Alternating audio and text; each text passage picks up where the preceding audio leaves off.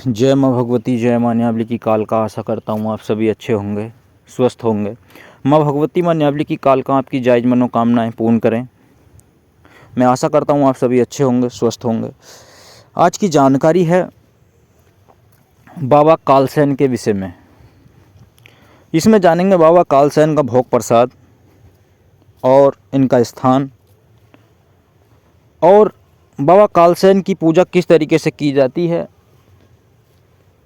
और इनको जो है क्या भक्ताई में माना जाता है, या ये किसके स्वरूप हैं, या इनको किस जगह पर पूजा जाता है, इस विषय में मैं जो है आपको जानकारी देने वाला हूं। परंतु जो भी लोग हमारे चैनल पर पहली बार हैं, चैनल को सब्सक्राइब करें, वीडियो को शेयर करें, लाइक करें, कमेंट करें। बाबा कालसैन जो हैं एक उग्र शक्ति हैं। जिस प्रकार से बाबा काले देव, इनको भी एक ऐसा ही कह सकते हैं, उनसे बड़े नहीं तो उनसे छोटे भी नहीं, इसी प्रकार की एक शक्ति है। बाबा काले देव के टक्कर की शक्ति है बाबा कालसैन। अब इस वीडियो में इनका भोग प्रसाद भी बताऊंगा और कहाँ पर इनका स्थान निवास है वो सब कुछ बताऊंगा। बाबा कालसैन जो हैं, ये स्वरूप जो हैं भगवान कृष्ण का, जो भगवान कृष्ण के रूप हैं बाबा कालसैन। मतलब कृष्ण भगवान जी ही हैं ये एक तरीके से। जैसे कि भगवानों ने अलग अलग युगों में अलग अलग तरीके से जो मतलब अवतार लिए हैं, उसी प्रकार से भगवान कृष्ण का एक अवतार हैं बाबा कालसैन। अब एक आने वाली वीडियो जो बनाऊंगा वह भी बाबा कृष्ण भगवान के अवतार के विषय में है, जिनका नाम है बाबा मोहन राम खोली वाले। अगली वीडियो जो है बाबा मोहन राम खोली वाले के विषय में है। परंतु ये दोनों स्वरूप जो है बाबा मोहन राम और बाबा कालसैन दोनों कृष्ण के ही हैं। बाबा मोहन राम जो है एक मतलब एक शांत शक्ति है, और बाबा कालसैन जो है एक उग्र शक्ति है, परंतु दोनों कृष्ण के ही अवतार हैं। अब जिन घरों में बाबा कालसैन को पूजा जाता है, और ये जो पूजा जाता है इनको, ये मुख्यतः लोगों के घर में कुल देवता के रूप में पूजे जाते हैं। जैसे कि मुरादाबाद साइड, ज़्यादातर रामपुर साइड, इधर जो है बाबा काले देव, माँ बूझपूर्णी, मंदार साहब, बाले मियाँ, गोगा जी जहारवीर और कालसैन और काले देव, इनकी मान्यता अत्यधिक है। और भी बहुत सारी शक्तियां हैं, जैसे कि गुड़गांव की मसानी हैं, माँ काली हैं, ये सब पूजी जाती हैं। परंतु ये देवता जो हैं, जैसे कि मैंने बताया, ये इधर साइड में बहुत ज़्यादा पूजे जाते हैं। अब बाबा कालसैन जो हैं वह लोगों के घर में कुल देवता के रूप में पूजे जाते हैं, और इनका भोग प्रसाद जो है, इनका भोग प्रसाद है एक रहू मछली। कुछ लोग इन्हें सात्विक तामसिक में पूजते हैं। आजकल एक बहुत बड़ी समस्या चल रही है लोगों के साथ, जो कि मैं इस वीडियो में आपको बताऊंगा कि लोग परेशान बहुत हैं। और परेशान क्या हैं, वो अपनी ही गलतियों से परेशान हैं।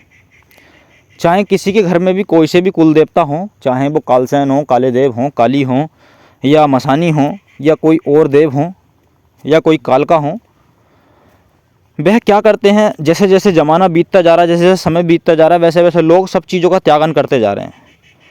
लोगों को खाने पीने से, अपने मौज मस्ती से के लिए जो है बहुत समय है, लेकिन देवी देवताओं के, हमारे जो पूर्वज हैं, जो हमारा पूरा मतलब सनातन संस्कृति है, उससे लोग जो है दूर होते चले जा रहे हैं। अगर कोई व्यक्ति इन सब चीज़ों के बात मतलब विषय में कोई बात भी करना चाहेगा, तो उसको जो है लोग बोलते हैं, अरे ये तो पाखंडी है, ये तो ऐसी बातें करता है, ये तो वैसी बातें करता है। परंतु ये सब चीज़ें होती हैं और मानने वाले के लिए, क्योंकि आज हम कितने भी पढ़ लिख जाएं या कितने भी मॉडर्न बन जाएं, परंतु जो हमारे पूर्वज थे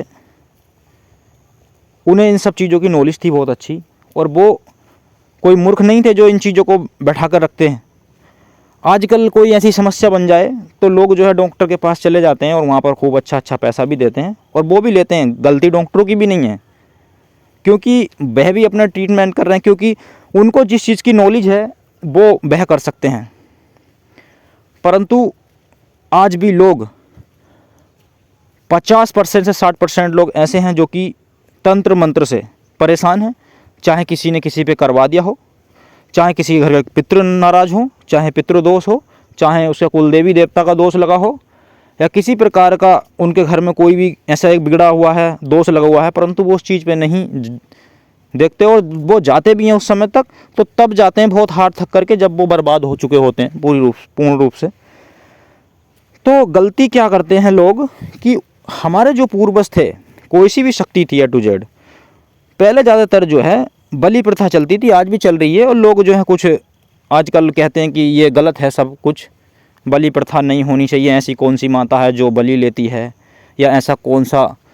तो ये सब चीज़ हैं, सात्विक तामसिक सब कुछ है, बलि भी जाती है, मीठे पे भी अब एक ही व्यक्ति है मान लीजिए, तो वो ज़रूरी तो नहीं है ना एक ही खाना खाएगा, वो सात्विक भी खा सकता है, तामसिक भी खा सकता है, वह उसका मन है। तुम्हारा जो मन है, जो तुमको पसंद है वो तुम करोगे, दूसरे का मन जो है वो दूसरे को पसंद है वो वह करेगा। तो बलियाँ दी जाती थी। और बलि देने का एक मुख्य और भी कारण है जो कि बहुत बड़ा है। इस वीडियो में मैं आपसे ये विनती करूंगा कि वीडियो जो है बड़ी हो सकती है परंतु आपको जो है जानकारी बहुत अच्छी मिलेगी, क्योंकि आपको धैर्य रखने की बहुत आवश्यकता है। अगर आप आध्यात्मिक मार्ग में हो, भक्ताई मार्ग में हो, तो आपको धैर्य रखने की बहुत आवश्यकता है, क्योंकि आप धैर्य नहीं रखेंगे तो आप कुछ नहीं करेंगे। क्योंकि देवी देवता, या आप साधना करना चाहते हैं, किसी देवी देवता की कृपा प्राप्त करना चाहते हैं, तो आपको धैर्य तसल्ली बहुत रखनी है। क्यों? अगर आप ये नहीं करोगे तो आप कभी सफल नहीं हो सकते, क्योंकि देवी देवता या कोई भी साधना आपकी एक दिन में फलित नहीं होती है, उसको भी समय लगता है। तो आपको जो है पेशेंस बहुत रखना है। तो हमारे जो पूर्वज थे वो बलि देते थे, और आज के लोग जो हैं कुछ उन सब चीज़ों को त्यागन कर चुके हैं। कुछ लोग तो ऐसे, उनको यही पता नहीं हमारे घर में क्या पूज रहा है, कुल देवी का पता नहीं है, कुल देवता का पता नहीं है, पितरों का पता नहीं है। तो भाई आप जो हो अपने ही मतलब माँ बाप की संतान हैं, और आपके माँ बाप चले गए, ठीक है, और आपके माँ बाप की आप प्रॉपर्टी पे हो, उनका जो कमाया हुआ धन था, उनका जो भी ज़मीन जायदाद जो उनकी प्रॉपर्टी थी है, उसको आप यूज़ कर रहे हो और उनको नहीं पूज रहे, तो उनको तो बुरा लगेगा।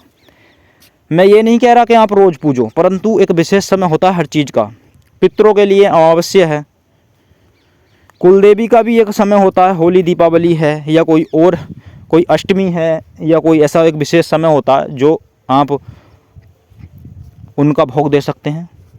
ये सब चीज़ें आपको, ये तो नहीं कहते कुल देवी देवता के भी डेली हमको पूजो, परंतु जो समय है उस पर तो आपको पूजना पड़ेगा। मान लीजिए आप हो, आपको भूख लग रही है और आपको खाना नहीं दिया जाए, आप दिन में 2 बार खाना खाते हैं, 3 बार खाना खाते हैं, और आपको नहीं दिया जाए एक टाइम भी, तो आप क्या करेंगे? आप लड़ाई करेंगे अच्छे से।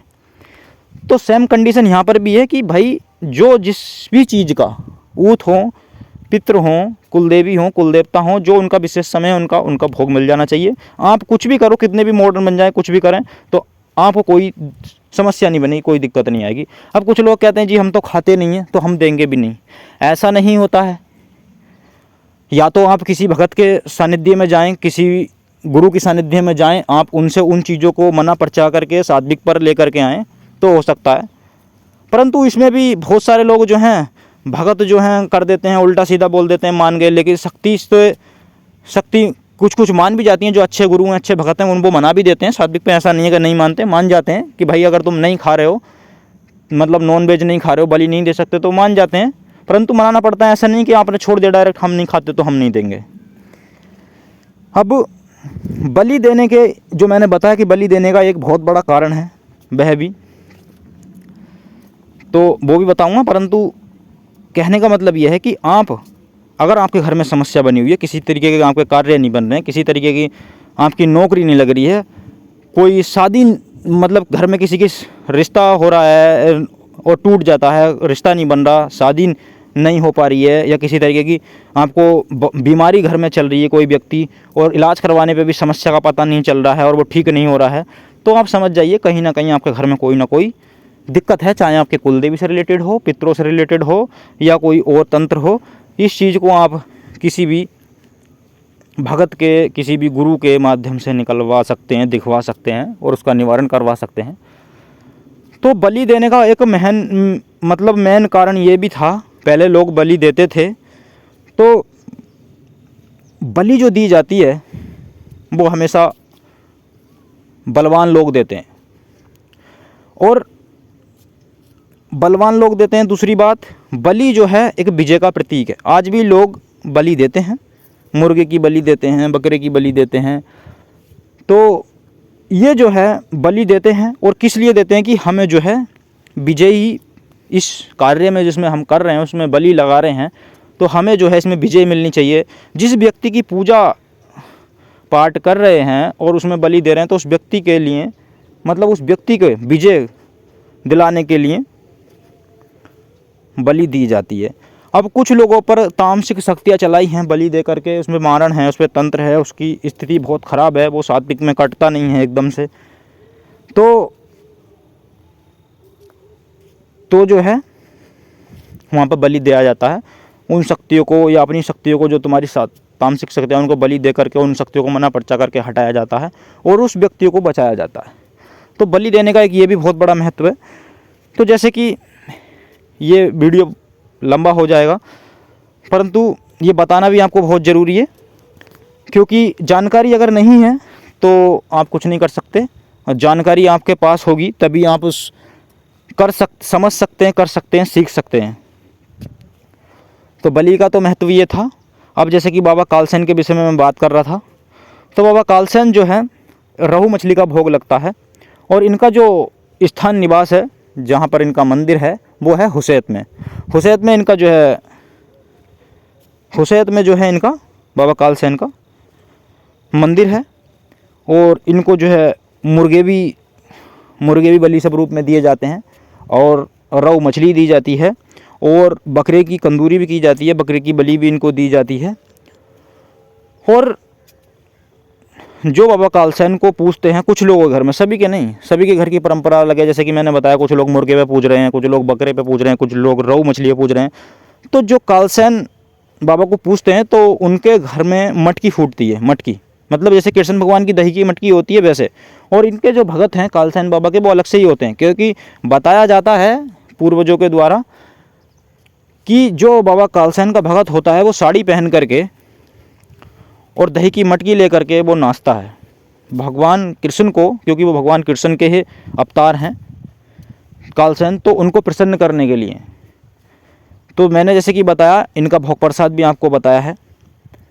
और बाबा कालसेन जो है एक उग्र शक्ति हैं, परंतु इनकी सवारी देखने को नहीं मिलती। मतलब जैसे कि ग्रामीण देवी देवता, जैसे बाबा काले देव हैं, और वो सवारी रूप में आते हैं, इनकी सवारी देखने को नहीं मिलती। अगर कोई हो इनका भगत तो बहुत दुर्लभ है, नहीं तो इनकी सवारी देखने को नहीं मिलती है। परंतु ये जो है बिना सवारी के ही मुग्गम में काम करते हैं, और ये जो है कहीं भेजे भी जा सकते हैं, जैसे कि तंत्र में भी चले जाते हैं। जो इनके भगत हैं वो अच्छे से इन्हें चलाना जानते हैं, ये तंत्र में भी चलते हैं, और बहुत ही, जब भगवान कृष्ण का अंश हैं तो बहुत ज़्यादा बलवान भी हैं और उग्र भी हैं। तो ये जानकारी थी बाबा कालसेन के विषय में। आशा करता हूँ आपको जानकारी पसंद आई होगी। अगर जानकारी पसंद आई है तो वीडियो को शेयर कीजिए, चैनल को सब्सक्राइब कीजिए, लाइक कीजिए। हम मिलते हैं किसी और वीडियो में।